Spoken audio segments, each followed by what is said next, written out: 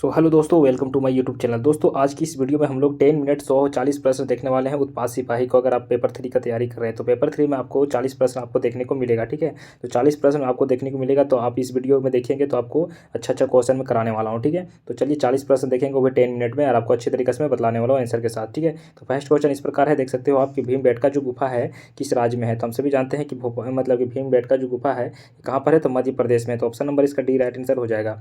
ठीक है, अगर आप जाओगे तो भोपाल, अगर है ना, भोपाल में अगर जाओगे, ठीक है, तो भोपाल में है यह। ठीक है, भीमबेटका जो गुफा है, भोपाल से अगर आप जाओगे तो 45 किलोमीटर दूर जाना पड़ेगा आपको। ठीक है, तो भोपाल में जाने के बाद 45 किलोमीटर दूर जाने के बाद ये भीमबेटका मिलेगा। यह एक ऐतिहासिक कला है ना, कला का ये धरोहर है। ठीक है, तो चलिए नेक्स्ट क्वेश्चन देखेंगे।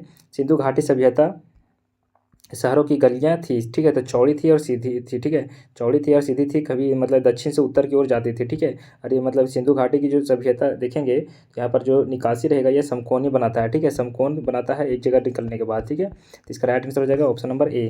ठीक है, चलिए नेक्स्ट क्वेश्चन देखेंगे। नेक्स्ट क्वेश्चन इस प्रकार है, देख सकते हो आप कि सिंधु घाटी सभ्यता निम्नलिखित में से कौन सा स्थान सिंधु नदी के किनारे पर स्थित है। तो हम देखिए ऑप्शन नंबर इसका बी राइट आंसर हो जाएगा, मोहनजोदड़ो। ठीक है, मोहनजोदड़ो अभी क्या है, पाकिस्तान का लड़काना जिले में स्थित है। ठीक है, तो पाकिस्तान में ये पड़ता है। ठीक है, पाकिस्तान के सिंध प्रांत में लड़काना जिले में सिंधु नदी के दाहिने तट पर स्थित है। ठीक है, इसका जो मतलब पूछा जाएगा कि मोहनजोदड़ो के किनारे कौन सी नदी है, तो सिंधु नदी हो जाएगा। ठीक है, तो ऑप्शन नंबर इसका बी राइट आंसर हो जाएगा। नेक्स्ट क्वेश्चन देखेंगे, मोहनजोदड़ो का स्थानीय नाम क्या था। तो मृतकों का टीला। मोहनजोदड़ो का स्थानीय का नाम क्या था दोस्तों, तो मृतकों का टीला कहा जाता है। ठीक है, तो देखेंगे कि मोहनजोदड़ो में जितने भी घर हैं ना, उसमें सभी घर में आपको कुआं मिलेगा। ठीक है, मोहनजोदड़ो की खोज कब हुई थी, तो 1900 मतलब कि 22वीं ईस्वी में हुई थी। ठीक है, कौन किए थे, तो रखलाल दास बनर्जी ने किए थे। ठीक है, कौन किए थे, तो रखलाल दास बनर्जी द्वारा किया गया था 1922 ईस्वी में। ठीक है, यह पुरातत्वीय खोज थी। चलिए नेक्स्ट क्वेश्चन देखेंगे। नेक्स्ट क्वेश्चन है कि बुद्ध किस वंश से संबंधित हैं। तो देखिए बुद्ध जो थे कौन से वंश से थे, तो ऑप्शन नंबर सी इसका राइट आंसर हो जाएगा, शाक्य वंश से संबंधित थे। ठीक है, तो देखिए ये इनका जन्म कहाँ हुआ था, तो कपिल वस्तु लुबनी में हुई थी। ठीक है, कहाँ पर हुई थी, तो कपिल वस्तु लुबनी में हुई थी। ठीक, ये भी याद रखेंगे। ठीक है, चलिए हम लोग आगे देखेंगे। देखिए चंद्रगुप्त मौर्य का पुत्र कौन था। तो हम सभी जानते हैं चंद्रगुप्त मौर्य का पुत्र जो था कौन था, तो बिंबिसार था। ठीक है, ऑप्शन नंबर ए इसका राइट आंसर हो जाएगा। ठीक है, चलिए नेक्स्ट क्वेश्चन देखेंगे। देखिए गुप्त राजा विक्रम द्वितीय के 15वीं ग्रहण ग्रहण की तिथि यह है। ठीक है, तो क्या हो जाएगा, इसका राइट आंसर देख सकते हो आप। ऑप्शन नंबर देखिए, चंद्रगुप्त द्वितीय का विक्रम है ना, विक्रम द्वितीय भी कहा जाता है। ठीक है, चंद्रगुप्त को विक्रम द्वितीय भी कहा जाता है। इस काल का गुप्त काल, स्वर्गयुग काल भी कहा जाता है। ठीक है, तो इसे नंद देव मतलब कि ये इसकी माता का नाम क्या था, चंद्रगुप्त मौर्य का जो माता थे उसका क्या नाम था, तो इसका राइट आंसर क्या हो जाएगा, चंद्रगुप्त हो सेकंड हो जाएगा। ठीक है, इनका माता का नाम क्या था दोस्तों, तो आप सभी याद रखेंगे। मतलब कि जो चंद्रगुप्त थे उनका माता का नाम क्या था, तो दंत देवी। ठीक है, दंत देवी नाम था। ठीक है, चलिए हम लोग नेक्स्ट क्वेश्चन देखेंगे। नेक्स्ट क्वेश्चन इस प्रकार है कि उत्तर मेरठ शिलालेख।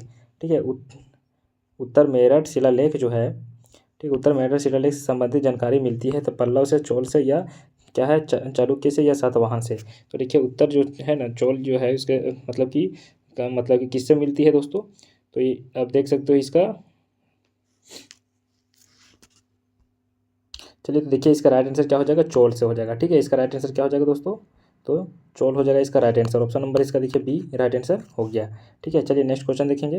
नेक्स्ट क्वेश्चन इस प्रकार है, देखिए यहाँ पर कौन सा प्राचीन भारतीय साम्राज्य है ना, नीचे राजधानी के साथ गलत जोड़े के रूप में अंकित किया है। ठीक है, तो देखिए हम देखिए यहाँ पर मौर्य का पाटलिपुत्र है, या पांड्या का मदुरई है, या पल्लव का वेल्लोर है, या काकतीय वारा का मतलब कि कहाँ पर है। ठीक है, तो ये आपको क्वेश्चन में पूछा जा रहा है, तो वेल्लोर जो है पल्लव वंश की राजधानी नहीं है। ठीक है, जो बोला जा रहा है कि वेल्लोर जो है पल्लव वंश की राजधानी नहीं है। ठीक है, उसके बाद आपको देखना है कि मतलब कि पल्लव वंश की राजधानी कहाँ पर है, तो कांची में है। ठीक है, तो पल्लव वंश की जो राजधानी है वो कहाँ पर है, कांची में है। तो सभी शेष विकल्प क्या है, गलत है। ठीक है, तो चलिए हम लोग आगे देखेंगे। नेक्स्ट क्वेश्चन देखेंगे, औपनिवेशिक भारत में भारतीय विधवाओं के लिए शारदा सदन, ठीक है, स्कूल की स्थापना किसने किया है। ठीक है, तो शारदा सदन स्कूल की स्थापना किसने किया है, तो देखिए यहाँ पर सरोजिनी नायडू है, जो पंडित दयाराम या ठीक है, तो देखिए इसका राइट आंसर क्या हो जाएगा, पंडित रमाबाई हो जाएगा। ठीक है, थोड़ा मेरा पेन जो है अच्छे से काम नहीं कर रहा है दोस्तों, इसलिए थोड़ा दिक्कत हो जा रहा है। नेक्स्ट क्वेश्चन देखेंगे। देखिए भारतीय अर्थव्यवस्था कैसी है, तो हम जानते हैं भारतीय जो अर्थव्यवस्था विकसित अर्थव्यवस्था है, उसका ऑप्शन नंबर बी इसका राइट आंसर हो जाएगा। चलिए नेक्स्ट क्वेश्चन देखेंगे। नेक्स्ट क्वेश्चन इस प्रकार है कि भारतीय की राष्ट्रीय आय है ना कितनी है। तो देखिए इसका राइट आंसर हो जाएगा ऑप्शन नंबर डी हो जाएगा। ठीक है, केंद्र सांख्यिकी है ना संगठन द्वारा CSO के द्वारा, ठीक है, मतलब कि जानकारी प्राप्त होती है। नेक्स्ट क्वेश्चन देखिए, क्वेश्चन नंबर 13 है, विकास का भारतीय मॉडल किसके हितों की सुरक्षा करती है। ठीक है, तो किसके हितों की सुरक्षा करती है। तो व्यक्ति और राज्य की दोनों के। ऑप्शन नंबर इसका सी राइट आंसर हो जाएगा। नेक्स्ट क्वेश्चन देखेंगे, मिश्रित अर्थव्यवस्था का तात्पर्य है।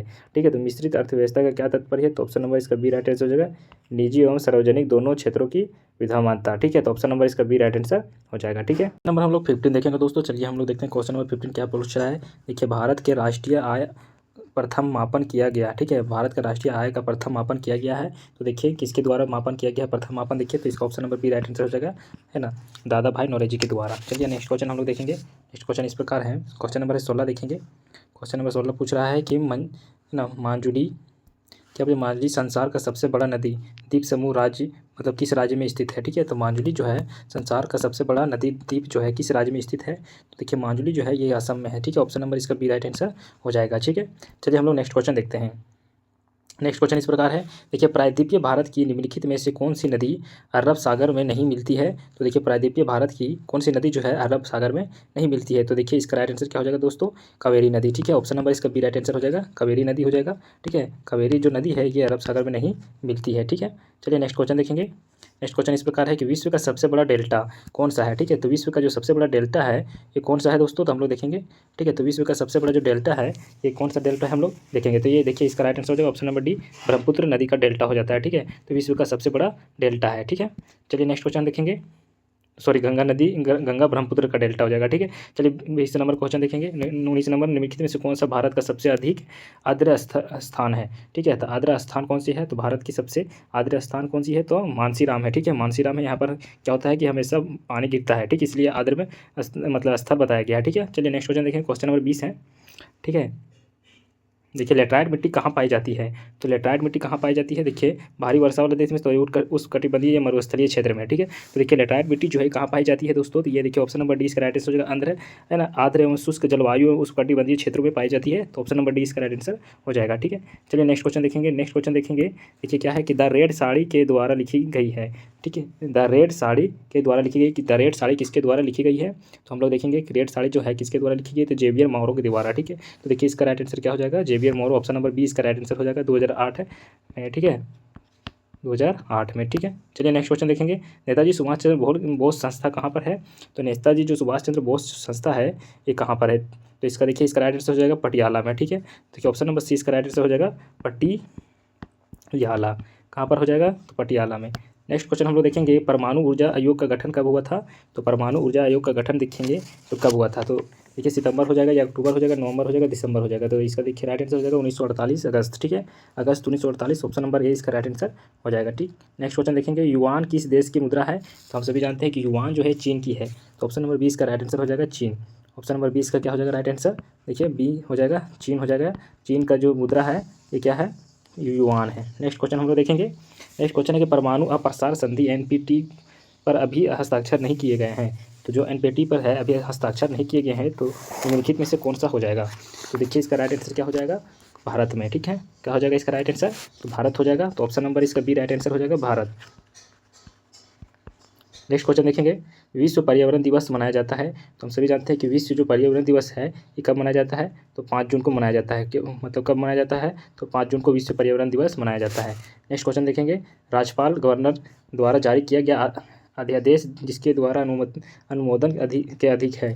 ठीक है, तो क्या हो जाएगा इसका राइट आंसर, राज्य मंत्रिपरिषद। राज्यपाल गवर्नर द्वारा, जो गवर्नर होते हैं उसके द्वारा जारी किया गया अध्यादेश जिसके द्वारा अनुमोदन के अधीन होती है। तो किसके द्वारा अनुमोदन के अधीन होती है, तो जो राज्य रहते हैं ना, राज्य के मंत्री द्वारा। ठीक है, मंत्री परिषद द्वारा होती है। ठीक, तो मंत्री परिषद द्वारा हो जाएगा।